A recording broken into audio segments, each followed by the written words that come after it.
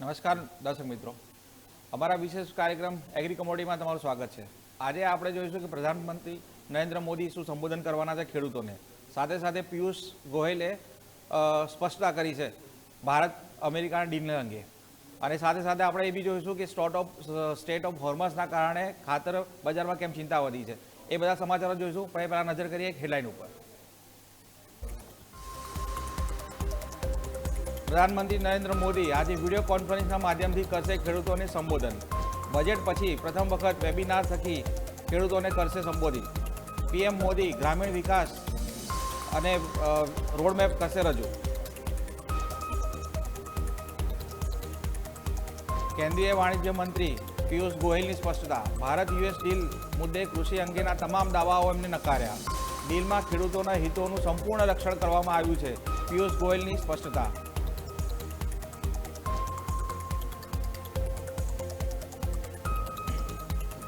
State of હોર્મસ બંધ થવાથી વૈશ્વિક ખાતર બજારોમાં ચિંતા વધી। ઈરાન સંઘર્ષના કારણે કાર્ગો વીમા રદ થયા કેન્સલ। સંચાલકો શિપમેન્ટ કર્યા રદ। આ જળમાર્ગ બંધ થતાં આયાત અને નિકાસ ઉપર દેખાઈ એની આડઅસર। જામનગર હાપા માર્કેટિંગ યાર્ડમાં વિવિધ જણસોની મબલક આવક।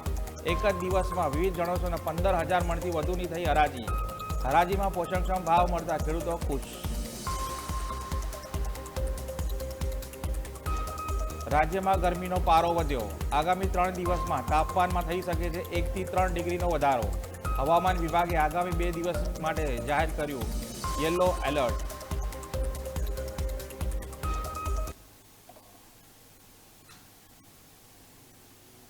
તો દર્શક મિત્રો, અત્યારે આપણે સમાચાર જોવા જઈએ પહેલાં એગ્રી કમોડિટીના જે ફ્યુચર રેટ છે એના ઉપર આપણે નજર કરીએ। તો અત્યારે દેખવા જઈએ તો હાલ કેસ્ટર સિટી અંદર જોવા જઈએ તો સામાન્ય વધારો દેખાવામાં આવી રહ્યો છે। સામાન્ય ઘટાડો એમાં દેખાઈ રહ્યો છે। જે 24 માર્ચના ફ્યુચર જે છે એની અંદર સામાન્ય ઘટાડો દેખાઈ રહ્યો છે। અને સાથે સાથે તમે જુઓ તો કોટન કેક એટલે જે કોકુડ કહેવાય છે, કોકુડની અંદર સામાન્ય વધારો દેખાઈ રહ્યો છે જે 0.33નો છે। ગુવાર ગમની અંદર દેખવા જઈએ તો એની અંદર સામાન્ય એ બી 0.3નો ઘટાડો દેખાઈ રહ્યો છે। પણ દેખવા જઈએ ગુવાર સીડ અને જીરાની અંદર છે વધારો દેખાઈ રહ્યો છે, સુધારો, પણ એ ગણવા લાયક નથી। સામાન્ય દેખવા જઈએ તો 0.18 ને 0.2% એ જે દેખાઈ રહ્યો છે। પણ સાથે સાથે જોવા જઈએ તો અહીંયા એક મહત્વની વસ્તુ છે કે કપાસ ફ્યુચર અને કપાસના ભાવ છે એની અંદર તફાવત દેખાઈ રહ્યો છે, જે આપણે સમાચારમાં આગળ વાત કરીશું। તો આ હતી એગ્રી કમોડિટીની વાત કરી છે ફ્યુચરના ભાવ અને NCDEX ઉપર। હવે જો સમાચાર ઉપર જો વાત કરીએ તો આજના દિવસના સૌથી મોટા સમાચાર છે જે પીએમઓ તરફથી આવી રહ્યા છે। પ્રધાનમંત્રી નરેન્દ્ર મોદી પ્રથમ વખત કોન્ફરન્સના માધ્યમથી બજેટ પછી પ્રથમ વખત કોન્ફરન્સના માધ્યમથી ખેડૂતોને સંબોધન કરશે, જેની અંદર કૃષિ અને ગ્રામીણ પરિવર્તન થીમ ઉપર ચર્ચા થશે। બજેટ પછીના પ્રથમ વેબિનાર વખતે ખેડૂતોને સંબોધિત વાત કરશે અને એની અંદર કહેશે પીએમ મોદી જણાવશે કે કૃષિને કઈ રીતે બજેટમાં સાંકળવામાં આવ્યું છે અને કઈ રીતે બજેટની અંદર ખેડૂતોને લાભાર્થ માટેના યોજનાઓ જાહેર કરવામાં આવી છે। આ માહિતી જે પીએમઓ દ્વારા આપવામાં આવી છે। તો ધવલભાઈ, મારે અહીંયા કેવું છે કે પ્રથમ વખત એક તો પીએમ મોદી છે જે સંબોધન કરી રહ્યા છે અને સાથે સાથે એમને ખાસ આ વખતની જે થીમ છે એ કૃષિ અને ગ્રામીણ પરિવર્તન થીમ ઉપર ચર્ચા કરશે। તો આના વિશે મારે તમને પૂછવું છે કે ગ્રામીણ પરિવર્તનમાં ખેડૂતોને રોજગારીના મુદ્દા ઉપર સરકારના બજેટમાં શું યોજનાઓ આવી છે? આપણે આની અંદર જોવા જઈએ તો જે રીતે બજેટમાં ખેડૂતો માટે એક મોટી જાહેરાતો કરવામાં આવી, અનેક અલગ અલગ જાહેરાતો હતી, ત્યારબાદ પ્રધાનમંત્રીનું જે આજનું સંબોધન છે તે ખૂબ મહત્વનું થઈ જશે। કારણ કે આની અંદર જોવા જઈએ તો પ્રધાનમંત્રીનો સતત એક મંત્ર રહ્યો છે આત્મનિર્ભર। હવે આત્મનિર્ભર આપણે દરેક ક્ષેત્રમાં બનવાનું છે, પરંતુ જો કૃષિની અંદર આત્મનિર્ભર બની જઈશું તો તે સૌથી મોટી સફળતા રહેશે। કારણ કે તમારું જ્યારે અનાજ દેશમાં પૂરતું હોય ત્યારે કોઈને ભૂખ્યા મરવાનો વારો નથી આવતો અને વિદેશથી ઇમ્પોર્ટ ઘટી જાય છે। અત્યારે ભલે ઇમ્પોર્ટ બિલની અંદર સૌથી મોટું જે બિલ છે તે ક્રૂડ અને સોનાનું હોય છે, પરંતુ અનાજની અંદર તમે જ્યારે આત્મનિર્ભર બની જાઓ છો અને પછી નિકાસના તબક્કા શરૂ થાય છે ત્યારે ખેડૂતોને એક મોટી રકમ મળે છે। અને એના કરતાં મોટું વસ્તુ એ છે કે હાલમાં પણ દેશનો એક મોટો વર્ગ ખેતી ઉપર જ નિર્ભર છે। એટલે ખેતી કરતાં ખેડૂતોને અહીંયા લાભ અપાવવા માટે આ જે અલગ અલગ પાસા છે તેના ઉપર ધ્યાન આપવું જરૂરી છે અને તેના જ આધારે તેમનો જે અહીંયા એક ખેડૂતોને પ્રધાનમંત્રી તરફથી અને બીજું કે અત્યારે હાલમાં કૃષિ વૈજ્ઞાનિકો અને કૃષિ અધિકારીઓ પણ ખેડૂતોને એટલી જ મદદ કરી રહ્યા છે કે ઉત્પાદન વધારવા માટે નવા સંશોધન કરવા માટે. ફક્ત ખેડૂતથી જ એક કામ નથી થવાનું. એટલે જો વૈજ્ઞાનિકો નવા સંશોધન કરે અને તે પછી જે નવા બીજ ડેવલપ કર્યા હોય તે ખેડૂતોને આપવામાં આવે તો ખેડૂતોને અહીંયા પાક વધુ મળે છે, ઓછો ખર્ચો થાય છે અને તેના આધારે ખેડૂતોની આવકમાં વધારો થાય છે. એટલે આવા જે અલગ અલગ માધ્યમો છે તેના આધારે સતત એક અહીંયા કેન્દ્ર સરકાર એક પ્રયત્ન કરી રહી છે કે ખેડૂતોને સુખી કરવા કઈ રીતે, તેમના વિકાસ કઈ રીતે કરવો. એટલે આ ઘણા બધા આવા પાસા છે કે જેને આમાં આવરી લેવામાં આવે છે. અને આના અંદર વડાપ્રધાન જ્યારે આજે ખેડૂતોને સંબોધવાના છે તો ત્યારે કૃષિનો રોડમેપ પણ જાહેર કરશે, ગામડાઓના વિકાસનો રોડમેપ. કારણ કે માની લો કે તમે જ્યારે ગામડાનો વિકાસ પૂરતો હોય છે ત્યારે ડેવલપમેન્ટ છે તે ખૂબ મહત્ત્વનું થઈ જાય છે. ગામડાઓમાં જ્યારે વિકાસ હોય છે ત્યારે સ્થળાંતર એક મોટા પાયે અટકી જાય છે. એટલે અત્યારે જે શહેરીકરણ ખૂબ વધી ગયું છે તેની ઉપર એક કંટ્રોલ આવે છે ગામડાના વિકાસના કારણે. કારણ કે પૂરતી સુવિધાઓ જો ગામડામાં મળી રહેતી હોય તો ઘણા બધા લોકો બહાર જવા માટે તૈયાર નથી થતા. આપણે ભૂતકાળમાં જોયું હતું કે સૌરાષ્ટ્રના બહુ જ બધા લોકો સુરતમાં સ્થાયી થયા. કારણ શું હતું? તો ત્યારે પાણીની તંગી હતી, અછત હતી. એટલે ગામમાં જ જ્યારે વિકાસ થતો હોય છે ત્યારે આ બધા અને આની અંદર સરકારે પણ ધ્યાન આપવું જરૂરી છે. ફક્ત એટલા ગ્રામજનોથી નહીં થાય. એટલે સરકાર જો વિવિધ માની લો કે તમને સિંચાઈની સુવિધા સરકાર આપે છે તેના કારણે સ્થાનિક સ્તરે જ રોજગારી મળી રહે છે, ગામડાઓની આજુબાજુમાં ફેક્ટરીઓને પાણી પૂરું પાડવાની સુવિધા સરકાર કરી આપે તો ત્યાં આગળ રોજગારી મળવાના કારણે લોકોએ શહેર તરફ ખૂબ જ જૂજ પ્રમાણમાં જવું પડતું હોય છે. એટલે આ જે અલગ અલગ પાસા છે એટલે વડાપ્રધાનનો આજનો પ્રયત્ન છે તે એના જ ભાગરૂપે હોય છે કે એ ખેડૂતોની આવક કઈ રીતે વધારવી, એને માર્ગદર્શન કઈ રીતે આપવું, ગાઈડ કઈ રીતે કરવું અને તેના જ આધારે આગળ હવે ચોક્કસ નક્કર પરિણામો આત્મનિર્ભરતાની તરફ જોવા મળશે. ધવલભાઈ ધન્યવાદ. તમે એક વસ્તુ સાચી કીધી કે જે આપણી કેન્દ્ર સરકાર છે કે જે ખેડૂતોના હિતમાં કાયમ નિર્ણય લઈ રહી છે અને ખેડૂતલક્ષી નિર્ણયો ત્વરિતતાથી લે છે. હવે ખેડૂતોનો એક મુદ્દો બીજો એક ચર્ચાઈ રહ્યો છે જે અમેરિકા અને ભારત વચ્ચે જે ડીલ થઈ છે એના ઉપર ઘણી વખતે વિપક્ષ એવું કહે છે કે સરકારે કોમ્પ્રોમાઇઝ કર્યું છે, કોમ્પ્રોમાઇઝ ગવર્મેન્ટ છે. આ મુદ્દા ઉપર પિયુષ ગોયલે તાજેતરમાં જ સ્પષ્ટતા કરી છે. કેન્દ્રીય વાણિજ્ય મંત્રી અને ઉદ્યોગ મંત્રી પિયુષ ગોયલની સ્પષ્ટતા છે કે ભારત યુએસ ડીલ વચ્ચે જે પણ કૃષિ અંગેના તમામ દાવાઓ જે છે જે વિપક્ષ તરફથી કરવામાં આવે છે કે પછી સામાન્ય બજારમાં જે રીતે ચર્ચામાં આવે છે એ તમામ દાવાઓ પિયુષ ગોયલે નકાર્યા છે. અને એમને સ્પષ્ટપણે કીધું છે કે ભારતે કૃષિ મુદ્દે કોઈ સંમતિ આપી નથી. અને સાથે સાથે એમને એ બી કીધું છે કે ડીલની અંદર ડીલ થશે અને થઈ ગઈ છે આપણી જે આગળ ભવિષ્યની અંદર એનો કન્ફર્મેશન પણ આવશે પણ એની અંદર જે ખેડૂતના હિતોનું સંપૂર્ણ રક્ષણ કરવામાં આવશે. અને એમણે એ પણ સ્પષ્ટતા કરી કે આ ડીલની અંદર જીએમ પ્રોડક્ટ જે જેનેટિકલી મોડિફાઈડ પ્રોડક્ટ હોય છે જેમ કે સોયા, મકાઈ એને મંજૂરી નથી મળી. સાથે સાથે પશુ આહારને લઈને ચોક્કસ પ્રકારના પશુ આહારને અને તમાકુ પ્રોડક્ટને કોઈપણ જાતની છૂટ આપવામાં આવી નથી. આ તમામ મુદ્દે સરકાર અતિ સંવેદનશીલ છે એવું પિયુષ ગોયલનું કહેવું છે. પિયુષ ગોયલે સાથે એ પણ કીધું કે જે પણ નિર્ણયો લેવામાં આવશે એ ખેડૂતોના હિતને ધ્યાનમાં રાખીને જ લેવામાં આવશે. તો ધવલભાઈ મારે અહીંયા એક વસ્તુ પૂછવું છે કે જ્યારથી ડીલ થઈ છે ત્યારથી એક મુદ્દો છે ચર્ચાઈ રહ્યો છે જીએમ પ્રોડક્ટને લઈને અને બીજું પશુ ડેરી અને પશુ આહારોને લઈને. તો આ મુદ્દે જે એમને સ્પષ્ટતા કરી તો આ ડીલની અંદર ખેડૂતોને કેટલો બેનિફિટ થઈ શકે છે? આની અંદર જોવા જઈએ તો આપણી આ જે ડીલ હતી તે મોડું થવાનું કારણ જ હતું કે ખેડૂત અને પશુપાલન આ બે સેક્ટરને કોઈ પણ સંજોગોમાં પ્રવેશ આપવા દેવો નહોતો. એટલે તેના જ કારણે આપણી આ ડીલ મોડી થઈ છે. ને ફક્ત અમેરિકા સાથેની જ નહીં, આપણે જે ફ્રી ટ્રેડ એગ્રીમેન્ટ કરે યુરોપ સાથે કે ન્યૂઝીલેન્ડ સાથે આ બધાની અંદર પણ આપણે ડેરી અને કૃષિ સેક્ટરને બાકાત રાખ્યું છે. એટલે અમેરિકાને કૃષિ અને ડેરી સેક્ટરની અંદર પ્રવેશ ના આપવા માટે જ આ એક સતત આ ડીલ છે તે મોડી થઈ અને ત્યારબાદ એની અંદર ના આવવાની સ્પષ્ટતાના સાથે જ આપણને ખ્યાલ છે કે આ ડીલ કરવામાં આવી છે. અને બીજું કે આપણને ખ્યાલ છે કે જ્યારે આ ડીલની જાહેરાત આવી ત્યારબાદ અમેરિકાએ એક ડોઝિયર બહાર પાડ્યું હતું, તેની અંદર દાળનો ઉલ્લેખ હતો. તો ભારત સરકારના દબાણમાં આવ્યા બાદ તેને હટાવવું પડ્યું હતું અને બીજા દિવસે દાળનો કોઈ ઉલ્લેખ નહોતો. નવું તેમને ડોઝિયર બહાર પાડ્યું હતું. એટલે અહીંયા આગળ જે આ એક સતત પિયુષ ગોયલની વાત સાચી છે કે ભાઈ ખેડૂતોના મુદ્દે કોઈ બાંધછોડ કરવામાં નહીં આવે. અને જ્યારે આ ડીલને લઈને આપણને ખ્યાલ છે કે ઓગસ્ટ મહિનાની અંદર જ્યારે ટેરિફ આપણા ઉપર વધારાના લગાવવામાં આવ્યા અને ત્યારબાદ ઘણા બધા લોકોમાં આક્રોશ હતો કે ભાઈ અમેરિકાના આટલા બધા પગલાં છે તો વડાપ્રધાન કેમ કશું બોલતા નથી. પરંતુ તે અહીંયા જ રાહ જોઈ રહ્યા હતા અને ત્યાં ઘણીવાર કહેવામાં આવ્યું હતું વડાપ્રધાન દ્વારા પણ જાહેરમાં કે ભાઈ ખેડૂતો અને પશુપાલકોના ભોગે હું કોઈ પણ ડીલ નહીં કરું. એટલે કોઈ એ સેક્ટરની અંદર કોઈને પણ પ્રવેશ આપવા નહીં દઉં. એટલે આ પરિસ્થિતિની અંદર અહીંયા આ એક ખૂબ મહત્ત્વનું થઈ ગયું હતું કે તેમને પ્રવેશ મળે છે કે નહીં. અને આ ડીલ થઈ જ આધારે છે કારણ કે દરેક સરકારને ખ્યાલ છે કે જો દેશનો 70% વર્ગ જ્યારે કૃષિ ઉપર ખેતી ઉપર નિર્ભર હોય અને ત્યારે આ સેક્ટરની અંદર એમને પ્રવેશ આપવામાં આવે તો પછી આવનારી ચૂંટણીમાં તેમની હાર થઈ શકે છે. અને કોણ એવું હોય કે જે જોખમ લઈને પોતાનો ચૂંટણીની અંદર પોતાની હાર સામે સ્વીકારવા માટે તૈયાર હોય. એટલે આ પરિસ્થિતિની અંદર અહીંયા આ જે પિયુષભાઈએ સ્પષ્ટતા કરી છે એ ખૂબ જરૂરી પણ હતી, કારણ કે ઘણી બધી જગ્યાએ વિપક્ષ દ્વારા ખેડૂતોને ગેરમાર્ગે દોરવામાં આવી રહ્યા છે કે ભાઈ અમેરિકાનો માલ આવશે તો તમારો માલ કોઈ નહીં ખરીદે, તમે વેચી નહીં શકો. એટલે આ બધાની વચ્ચે આ સ્પષ્ટતા કરવી ખૂબ જરૂરી હતી. તો ધવલભાઈ, તમે ખૂબ સરસ રીતે સમજાવ્યું કે ખેડૂતોના હિતને લઈને સરકાર કેટલી કટિબદ્ધ છે.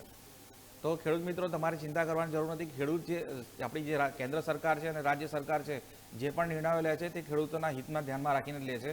એટલા માટે તો સરકાર છે કે વારે ઘડીએ જે એમએસપીની અંદર કે દર વર્ષે એમએસપીમાં વધારો થઈ રહ્યો છે. અને જો આ સરકારની વાત કરવામાં આવે, યુપીએ સરકાર પછી જે એનડીએ સરકારની વાત કરે તો છેલ્લા 10 વર્ષની અંદર 1 લાખ ટન અનાજ જે એમએસપીના ભાવે સરકારે ખરીદ્યું છે. એટલે આ બધા જે નિર્ણયો છે જે ખેડૂતલક્ષી અને ખેડૂતના હિતમાં સતત સરકાર લઈ રહી છે. હવે એક બીજા મોટા સમાચાર પર જો નજર કરીએ તો ખેડૂતો માટે જરા ચિંતાજનક છે. હવે ચિંતા કેટલી વધે છે એ આગળનો સમય તમને આપણને બતાવશે. પણ સ્ટેટ ઓફ હોર્મુઝ છે એના બંધ થવાથી વૈશ્વિક ખાતર બજારમાં ચિંતા વધી છે. હવે ચિંતા વધવાનું કારણ બી ચોખ્ખું છે, કારણ કે આ જે રૂટ ઉપર છે, રૂટ ઉપર 50% જે વિશ્વનો આર્થિક જે નિકાસ, આયાત કે એક્સપોર્ટ ઇમ્પોર્ટ જે છે એ બધું આ રૂટ માર્ગે થઈ રહ્યું છે. અને ટેન્શન વધવાના કારણે જે વીમા કંપનીઓ હતી એ લોકોએ કાર્ગોના શિપમેન્ટને રદ કરી નાખ્યા કે અમે કોઈ પ્રીમિયમ આના પર ચૂકવીશું નહીં અને અમે આનો કોઈ વીમો પાસ કરીશું નહીં જો ઇનકેસ આના ઉપર કંઈ હુમલો થયો તો. હવે આ નિર્ણયના કારણે શિપમેન્ટના જે ઓનર જે હતા એ લોકોએ શું કર્યું કે જ્યાં જહાજ હતા ત્યાં ઠપ કરી દીધા કે હવે એ લોકોએ એક ટસુ બહાર ચાલવાનું ના પાડી દીધી કે વીમા વગર કોઈ પણ જહાજ ચાલવાનું જોખમ ના લે. અને એના કારણે દેખવા જઈએ તો ખાસ સ્ટેટ ઓફ હોર્મુઝ છે એ આખો આધાર રાખે છે અને મદા રાખે છે કે આ બધી જે ટ્રાન્સપોર્ટેશન થાય છે એ એના ઉપર થાય છે. હવે અહીંયા જોવા જેવું કે આ જે જળમાર્ગ છે એના ઉપર શું શું આયાત એક્સપોર્ટ ઇમ્પોર્ટ થાય છે તો એમોનિયા, સલ્ફર, ફોસ્ફેટ, કુદરતી ગેસ, આ બધી તમામ વસ્તુઓ જે છે એ ફર્ટિલાઇઝર માટે, ખાતર માટે જરૂરી છે. અને જોવા જઈએ તો વિશ્વના 20% જેટલો એલએનજી એ આ સ્ટેટ ઓફ હોર્મુઝ ઉપરથી થાય છે. એટલે આ બધાના નિર્ણયોને ધ્યાનમાં લેતા જે ખાતર કંપનીઓ છે અને ખાતરના બજારમાં ચિંતા વધી છે કે જો આ ટેન્શન વધ્યું તો હવે શું થશે. તો ધવલભાઈ, અહીંયા આપણે એ વસ્તુ જાણવી છે કે જે એક તો ખાસ કરીને એમોનિયા, યુરિયા, સલ્ફર અને ફોસ્ફેટ, અને ખાસ કરીને ભારત માટે વાત કરીએ તો યુરિયા, તો એના પર શું સંકટ આવી શકે છે અને જો યુદ્ધ પતી ગયું વહેલાસર તો શું અસર થઈ શકે બજાર ઉપર. એટલે આપણે જોઈએ તો ગઈકાલે ક્રૂડના ભાવ ઠંડા પડવાની શરૂઆત થઈ ગઈ છે અને આ બધું જે રો મટીરિયલ છે તે અહીંયા નહીં પહોંચે તો આપણે જેટલી પેદાશોની વાત કરી, યુરિયા, સલ્ફર, ફોસ્ફરસ, પોટાશ, આ બધાનો એક આપણને અછત ઊભી થશે. કારણ કે અત્યારે લગી જે રો મટીરિયલ ખેડૂતોને ખાતરની જરૂરિયાત 12 માસ રહેતી હોય છે. એટલે ત્યાં આગળ અહીંયા એક આ પૂરતો જથ્થો છે અત્યારે, પરંતુ એ પછી ઘટવાનો શરૂ થશે કારણ કે નવું રો મટીરિયલ નહીં આવે અને જે જરૂરિયાત ખેતરમાં જેટલી હોય છે તે પ્રમાણે સરકારનું ઉત્પાદન થાય તેમ છતાં તેમાં ઘટાડો રહેતો હોય છે. એટલે આ પરિસ્થિતિની અંદર આપણે જોઈએ તો ખાસ જે અત્યારે આ રો મટીરિયલ આપણા સુધી નહીં પહોંચે તો તેમાં એક ભારે અછત થઈ શકે છે. કારણ કે આની અંદર પણ શિડ્યુલ ફિક્સ હોય છે કે ભાઈ આ તારીખે આ જે રો મટીરિયલ આવશે તો તેની આ પ્રોસેસ થશે અને આ રાજ્યની અંદર તેનો જથ્થો પહોંચાડવાનો રહેશે. પરંતુ જ્યારે રો મટીરિયલ નહીં આવે તો પછી આ જે ખાતર છે તેનું ઉત્પાદન કઈ રીતે કરશે. અને ઘણા બધા કેમિકલ એવા છે કે જે રો મટીરિયલ નથી હોતા પરંતુ ત્યાંથી બનીને આવતા હોય છે અને અહીંયાની પ્રોસેસ થઈને અન્ય દેશોમાં જતા હોય છે. એટલે આવી પરિસ્થિતિની અંદર માની લો કે તમારે ખેતરની અંદર ખાતરની જગ્યાએ બીજી કોઈ દવાનો ઉપયોગ કરવો છે પરંતુ ત્યાંનો પણ રો મટીરિયલ નહીં હોય તો તમે ક્યાંથી કરી શકશો. એટલે આ પરિસ્થિતિની અંદર આ ખૂબ મહત્ત્વનું થઈ ગયું છે કે જે રો મટીરિયલ આવી રહ્યું છે તેનો એક પૂરતો સપ્લાય ઉપલબ્ધ રહે. પરંતુ અત્યારે હાલમાં જે રીતે સ્ટેટ ઓફ હોર્મુઝના કારણે ગલ્ફ કન્ટ્રીમાંથી રો મટીરિયલ આવવાનું બંધ થયું છે ત્યાંની એક અસર સીધી જોવા મળશે. કારણ કે જ્યારે રો મટીરિયલ જ નહીં હોય, જરૂરિયાત છે તેમ છતાં સરકારને પણ ઉત્પાદન કરવું છે પરંતુ રો મટીરિયલ વગર કરી કઈ રીતે શકશે. અને આપણને ખ્યાલ છે કે ભારતીય કંપનીઓનો જે યુરિયા ખાતરનો જથ્થો છે તે મોટાભાગનું તેનું રો મટીરિયલ ગલ્ફ કન્ટ્રીમાંથી આવે છે. એટલે આ યુદ્ધના કારણે ખેડૂતોને એક મોટો માર પડે તેવી શક્યતા હાલમાં જોવામાં આવી રહી છે. તો દર્શક મિત્રો, ધવલભાઈએ સરસ રીતે સમજાવ્યું કે આપણે જે યુરિયા, સલ્ફર જે રો મટીરિયલ છે ખાતરનું એ રો મટીરિયલ આ આના પરથી સ્ટેટ ઓફ હોર્મુઝ ઉપરથી આવી રહ્યું છે. હવે આપણે આશા રાખીએ કે આ સંઘર્ષ વહેલો પતે અને જે ઉનાળુ ખાતર છે એની કોઈ શોર્ટેજ ના આવે. તો દર્શક મિત્રો, આગળ આપણે જોઈશું કે એક ગુજરાતનું માર્કેટિંગ યાર્ડ છે કે જેની મબલક ધાણાની આવક થઈ છે. ક્યાં જોઈશું ક્યાં થઈ છે એ જોઈશું, પણ સમય થયો છે એક વિરામનો. વિરામ પછી આપણે મળીશું.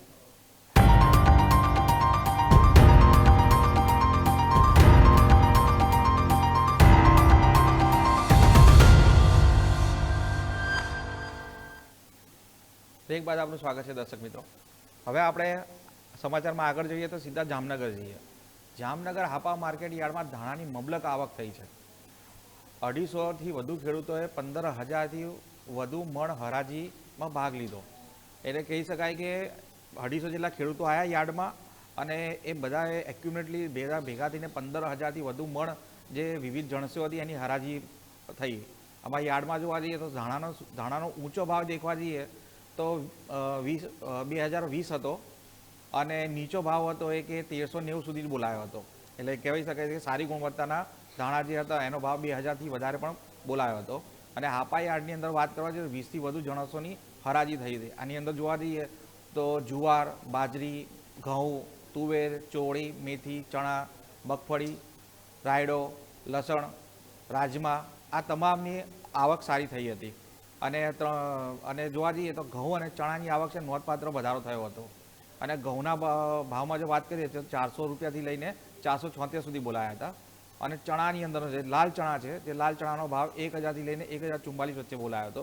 અને સફેદ ચણા જે કહેવામાં આવે છે, કે જેને સફેદ ચણાને આપણે કદાચ કાબુલી ચણા પણ કહેતા હોય છે, એ ચણાના ભાવની અંદર 1650 સુધીનો ઊંચો ભાવ બોલાયો હતો. અને નીચો ભાવ હતો એ જે 1000ની આસપાસ બોલાયો હતો. તો ધવલભાઈ, આપણે મારે અહીંયા પૂછ્યું કે ભાઈ મબલક આવક થઈ રહી છે ધાણાની, અને ખેડૂતોને પોષણક્ષમ ભાવ મળી રહ્યા છે, તો ખેડૂતો બી ખુશ છે. તો હવે દેખવા જઈએ તો આ જે બધી છે શિયાળો પતી રહ્યો છે, ઉનાળુ વાવેતર આવી રહ્યું છે, તો આ એવું કહી શકાય કે પાછલા સમયની અંદર પણ ખેડૂતોને સારા ભાવ મળી રહ્યા છે. જી, આ ચોક્કસ કહી શકીએ, કારણ કે સિઝનની શરૂઆતમાં શું હોય છે કે જે ખેડૂતો વહેલો પાક આવી ગયો તેમને સારા ભાવ મળે છે. પછી જ્યારે વચ્ચે પુરવઠો વધી જાય છે ત્યારે થોડોક ઓછો મળે છે. પરંતુ આ વખતે ઓવરઓલ જોઈએ તો તમામ વખતે ભાવ સારો મળ્યો છે, અને છેલ્લે પણ જે ભાવ સારો મળી રહ્યો છે તો તેના કારણે ખેડૂતો ખુશ જ રહેવાના છે. કારણ કે ઘણા બધા ખેડૂતો એવા હોય છે કે તેમને મજૂરો ના મળે કે સંગ્રહની વ્યવસ્થા ના હોય તો છેલ્લે માલ લેવો પડતો હોય છે. અને જ્યારે પૂરતો પુરવઠો આવી જાય તે પછી તે વેચવા જાય તો જલ્દીથી ભાવ નથી મળતો.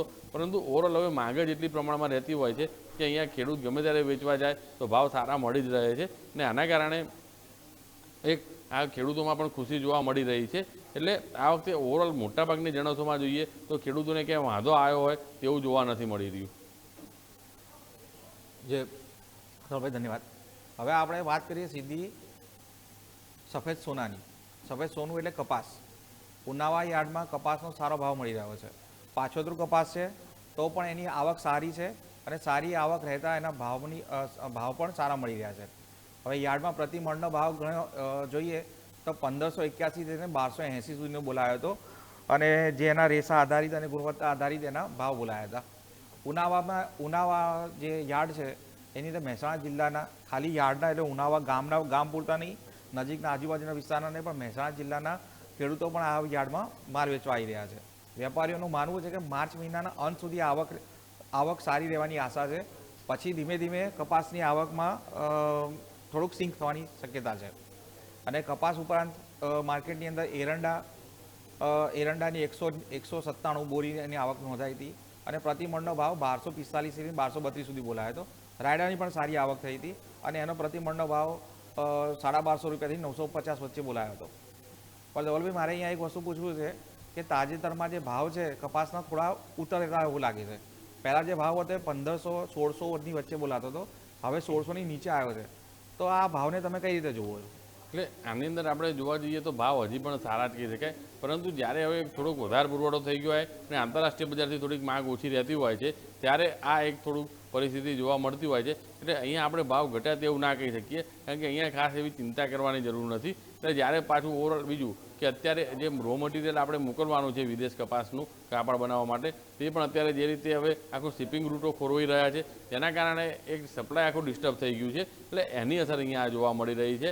એટલે કોઈ એવી ખેડૂતોએ ચિંતા કરવાની જરૂર નથી. એટલે જેમને બાકી છે તે કદાચ વેચવા ના જાય ને ફરીથી બધું રૂટીન થઈને ત્યારે વેચવા જાય તો બની શકે છે કે ત્યારે સારો ભાવ મળી શકે. એટલે અત્યારે જે ખેડૂતોને પૈસાની જરૂર છે ને ઉતાવળમાં વેચવા જાય છે તો બની શકે છે કે તેમને અહીંયા એક થોડું કદાચ નુકસાન સહન કરવાનો વારો આવી શકે ભાવમાં.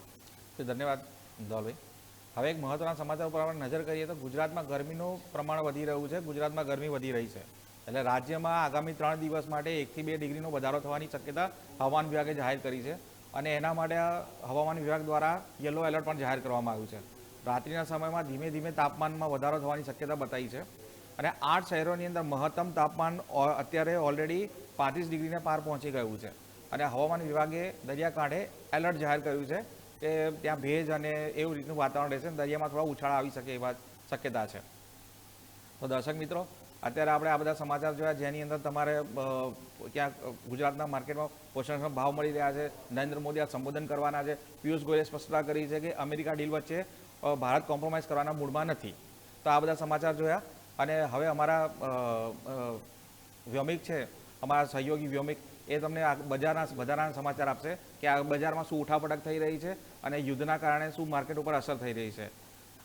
તો દર્શક મિત્રો, બસ આટલું જ આજના દિવસે. જોતા રહો ન્યૂઝ કેપિટલ માર્કેટ, કારણ કે અમે છીએ નફાનું નવું સરનામું. ધન્યવાદ.